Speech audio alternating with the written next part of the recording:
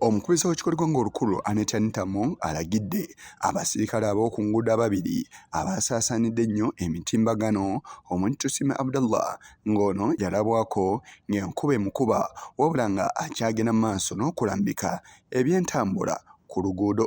Ono teyali yekka wabula yali ne Oshabe Rashid newankubadde ng'ono ye yasinze okukwatayo. Omusirikale omulala ye Makwawa Charles ng'ono yalabwako ng'akuba oluyi awamu n'okuggyibwako ebintu bye omukyala Maseti Mbitwire Bashisha wabula teyamuddiza. Sipiika alagidde bano batwalibwe batandike okukolera Palamenti era ne Nappala wa gavumenti Hamson Obuwa n'asuubiza okukituukiriza. He did his job and he deserves to be brought to work here now so that he can rest. So police should transfer that police officer to Parliament. Right Honourable Speaker, we undertake to communicate that offer to the Ministry of Internal Affairs to ensure that the police officer, the traffic man who was assaulted, is transferred to work under the parliamentary police.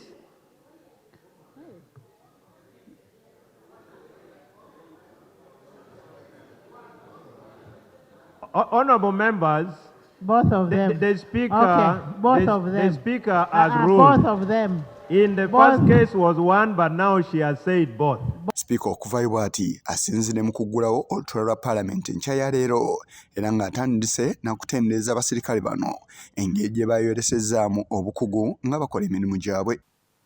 Tusime Abdallah courageously executed his duties amidst a very heavy downpour, while one Makawa Charles was allegedly assaulted while in line of duty.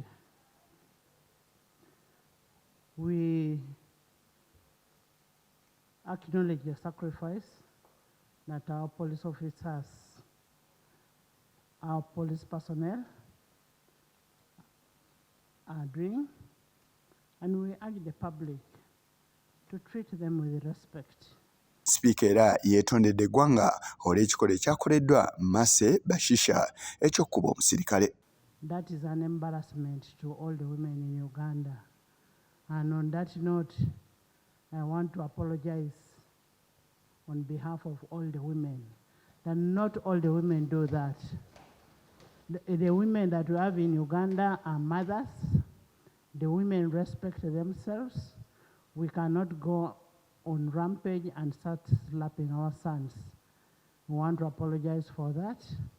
It's a very bad attitude and it portrays a bad image on the side of the women. Mu bufuwe bumu ne mulamu wa Mase nga ye Juliet Bashisha agasha ategeeza Palamenti ng'ekikolwa ekyakoleddwa Mase bwe kyabaswazizza nga famire era nti naye nga Mase yejjusa okukikola. Didn't expect that one to come, and especially that the family name was used. She is very apologetic accordingly, and when I talked to her as a leader this time, she said it was a bad day for her. So that is it, and we are ready to cooperate with the laws, and we have no problem with whatever comes out so long as it is a fair treatment. So I also apologize. Abaka abalala nabo boogedde ku kikolwa kya Mase. Wrong, it is improper. Whether it be violence, also by an officer on duty against a civilian, whether they are arresting them, conducting an arrest, as we have seen sometimes, they do it brutally, in a very violent manner. Violence should be condemned because it is wrong. In different categories, no matter the sex or gender. So, Right Honourable Speaker, I do request that as leaders, we condemn the act that was done by our fellow women and also encourage other leaders, government inclusive, to respect everyone on duty, no matter the political affiliation. Ensonga y'omusirikale Abdallah Tusime nayo tebagirese mabega era bamutendereza ne basaba poliisi ebyeko byewa abasirikale nga bali ku mirimu gyabwe ng'oggyeko uniform. That for a long time, this police officer has never been rewarded with a promotion. I appreciate your directive that is deployed at the Parliament, but I want to request that he should be considered for a promotion. Is a hard-working police officer. They're supposed to be at duty by 6.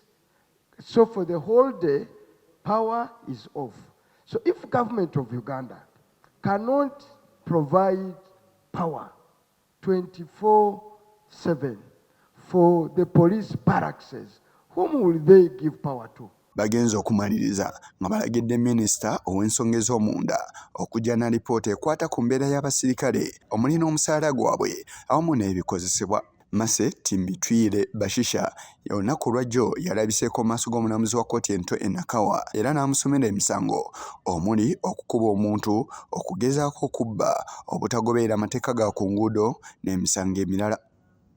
Yise Kigongo kulwa Channel 44 Olikulo.